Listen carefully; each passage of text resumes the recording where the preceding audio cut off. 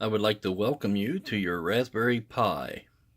This is your retro gaming machine. This is what you're going to get from me when you purchase it.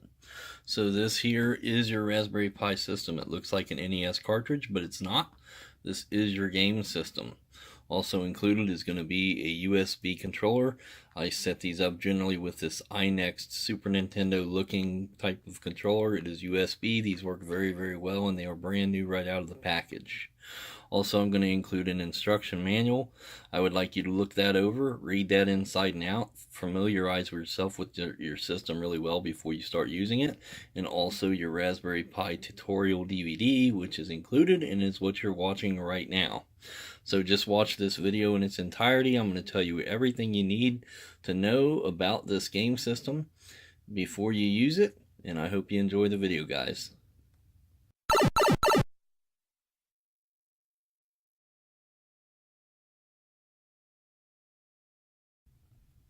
So now I'm going to tell you how you're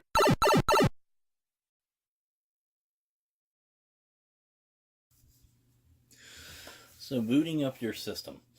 To the left hand side of the screen, you're going to see a bunch of random letters, a bunch of green OK symbols. That's fine. This is absolutely normal. Then you're going to get this message here,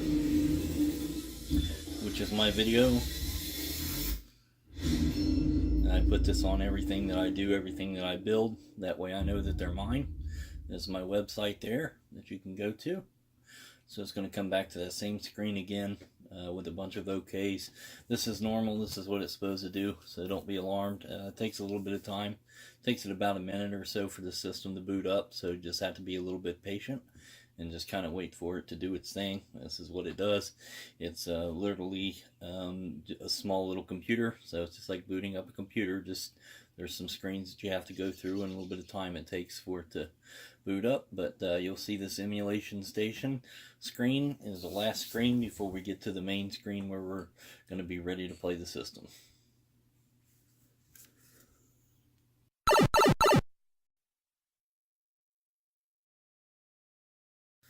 So the next thing we're going to talk about is syncing up your controllers.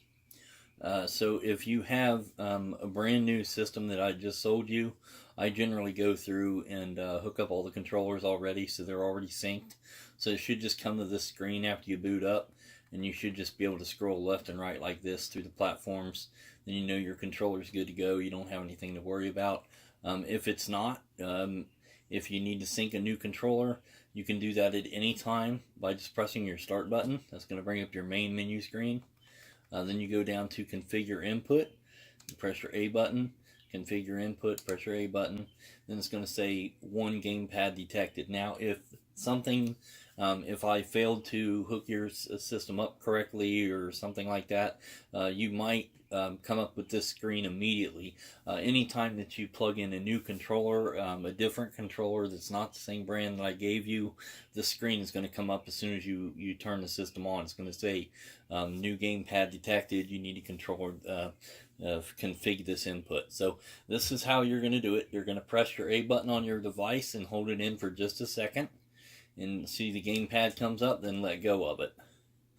That way now you're going to be ready to config. So you're just going to do what the screen tells you to do. You're going to set up your D-pad first. This is your directional pad button. You're going to press your up button, down, left, and right buttons.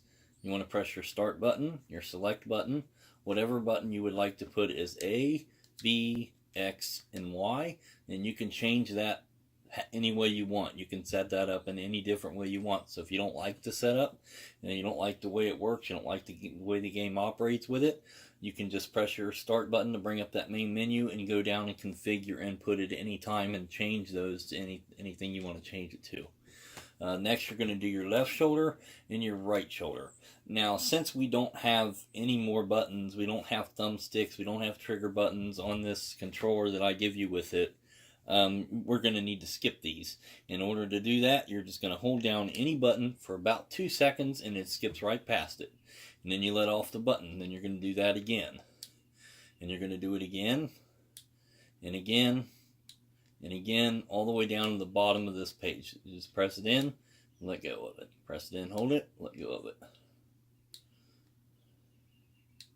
It's that simple. We're just skipping past all these because we do not have all these buttons. When you get down to the bottom, the last one's going to be hotkey enable. We do not want to do anything with that hotkey either, so we're going to skip it the same way. Press your button in, hold it for a couple seconds, and let go of it. Just going to skip past it. We're going to get down to this OK. We're going to press your A button for OK. Then it says you did not choose a hotkey enable. That's okay. We realize that, and that's what we want. So what we're going to do here, we're going to press in our A button, and we're going to hold this A button for about 2 or 3 seconds in, and then let off of it. And now it looks like it's not doing anything, but it is. It's just getting you back to the main screen there. So and you just press your B button to get out of that screen there. Now we're ready to play. So our controllers are all synced up, and we're ready to go.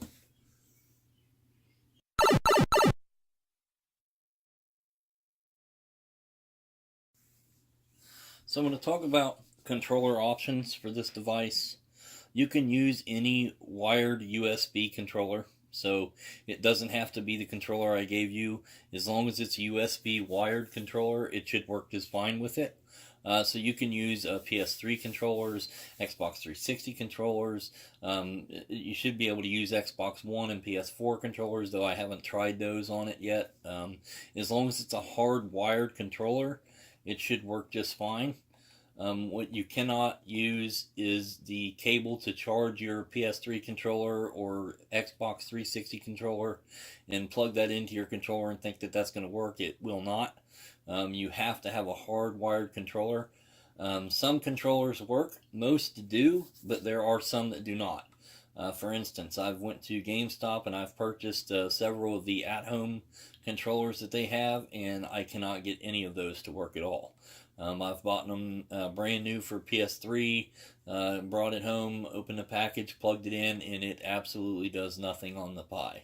Pi does not recognize it at all. So there are some that will not work. So just be careful on what brands you get. I get these iNext controllers. They're INNEXT. You can order them online from different places. Just be sure that you're getting good ones. There are some places that sell refurbished ones and ones that come directly from China, so you got to kind of be careful and make sure you're getting them from the right company. If you want more of them, I do sell them in the store, brand new for $10 a piece, so that's probably the best way that you're going to get a good quality one that's going to work for you. Just come back in and see me. Plus, I guarantee every one that I sell you in the first place. So, yeah, any hardwired USB controller, for the most part, they should work just fine with this device. You can go online, you can get ones that look like Atari controllers for the Atari games. You can get ones that look like N64 controllers. You can get one that looks like a Nintendo controller, and you can have different ones for the different platforms if you really want to do that. That option's there for you. Some of them are cheap, some of them are expensive. Just depends on what you want. But so those are your options for your controllers.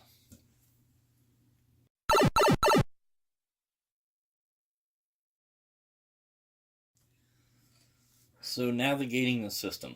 So it's relatively simple. There's nothing to it. You're going to use your D-pad, your directional buttons over this way, over that way. It's very obvious what you're going to need to do there. Your A button is going to advance you forward, and your B button is going to back you out. So A button advances, B button backs you up. It's very simple. When you're navigating through these, up, down, easy, just like that. Very simple. If you want to go down faster, right bumper, down a lot faster, you can hold it in, and it'll skip really fast all the way to the end.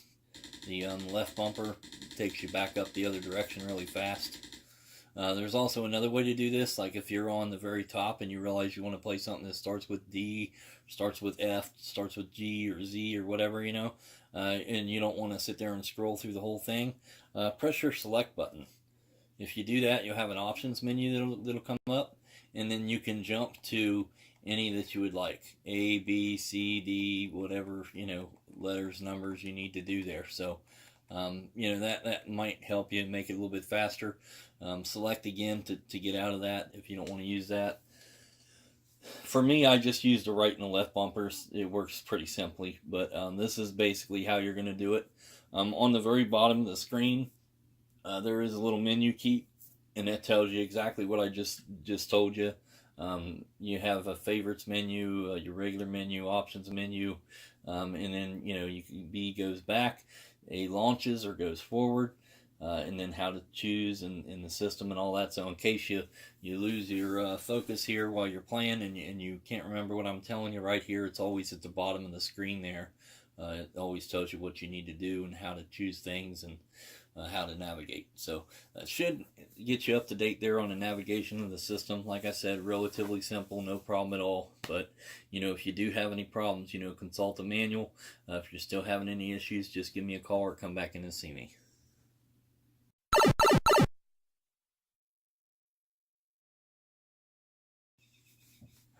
Changing the games. So when you're playing a game and you're all done playing the game, you think, well, that's it. I don't want to have to reset it every time. Don't worry. Obviously, you don't have to do that. The reason that we did not enable the hotkey is because we want to be able to do this. So if you're done playing the game, I want you to press your start button and your select button at the same exact time. If you press them both down together, it's going to back you right out of the game. So all you have to do is simply that. You can choose any game you want, play it for a little bit. If you decide you're tired of it, you don't want to play that game anymore, then all you have to do is very simply press your start and select button at the same time. Backs you right out. It's easy as that.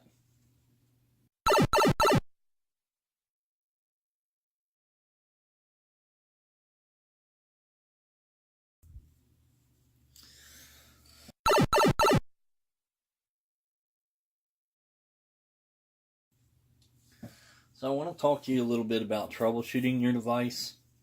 So, some of the simplest things are if it's not coming on, you don't see a little green light inside of the machine there, then you're not getting power. So just try to unplug it and plug it back in again.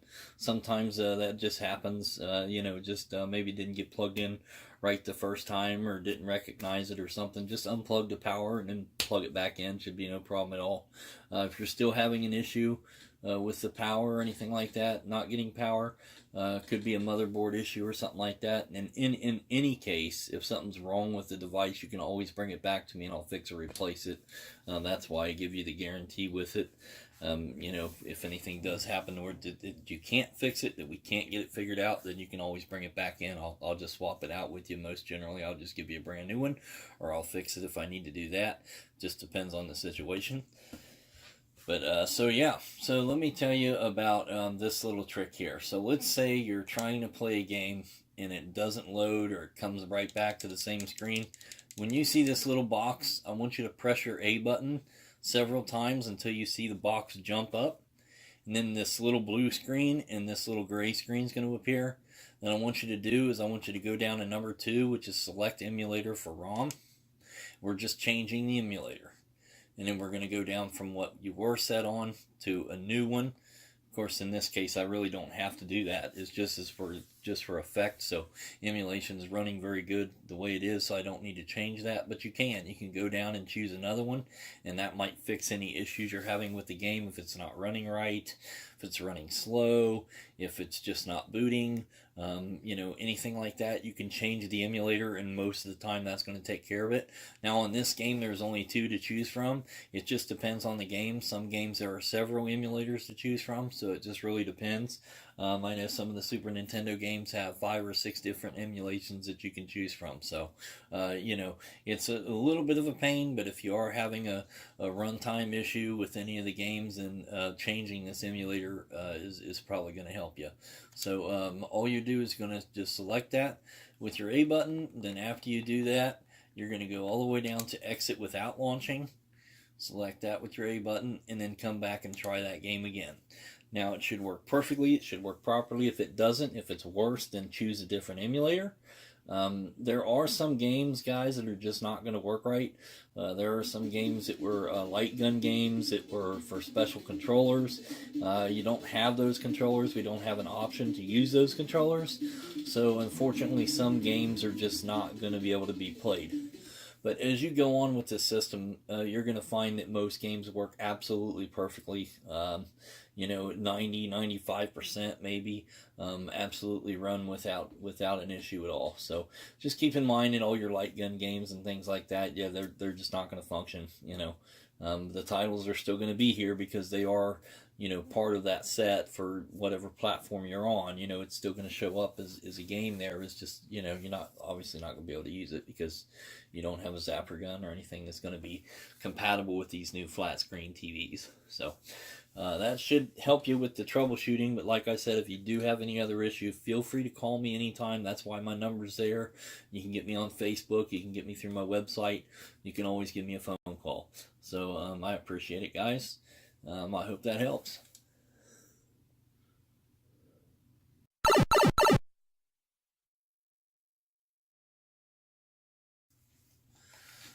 So we're going to talk about shutting the system down. This is what I really want you to do every time you're ready to shut the system down. So this is basically a computer, like I've said before. It is a little computer. So if you think about it, if you're at home and you're using your PC, those of you who still have a PC or know what a PC actually is, if you're using your computer at home and you're tired of using it, you're done with it, and you're going to shut it off, you don't just unplug it from the wall, do you? I mean, you don't just grab the power cord to your computer and yank it out of the wall. Well, by pulling that USB power source out of the plug is essentially the same thing as pulling the plug on your computer. So it'll probably be fine, but the safest route is to just simply do this. So when you're ready to shut down, press your start button. That's going to pull up your main menu, and I want you to go all the way down to the bottom to quit. Press quit. We'll go down to shut down system. And you're going to press A button, and then you're going to press A button again. It's going to shut down just like it booted up. There's going to be some words on the left side of the screen, a bunch of OKs.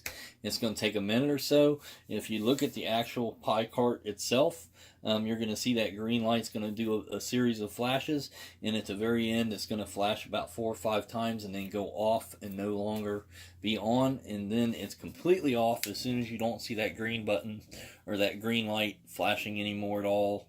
Then it's safe to unplug the device. So that's what I suggest you do. That's going to be the best bet. It's going to keep your system working for a good long time. It keeps it from corrupting the memory card. So it's a good thing to do. That should help you guys. So when you're done with the system, I just want you to do that, and that should help you out.